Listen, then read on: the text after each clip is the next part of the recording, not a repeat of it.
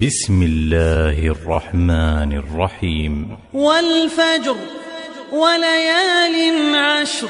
والشفع والوتر والليل إذا يسر هل في ذلك قسم لذي حجر ألم تر كيف فعل ربك بعاد إرم ذات العماد التي لم يخلق مثلها في البلاد وثمود الذين جابوا الصخر بالواد وفرعون ذي الأوتاد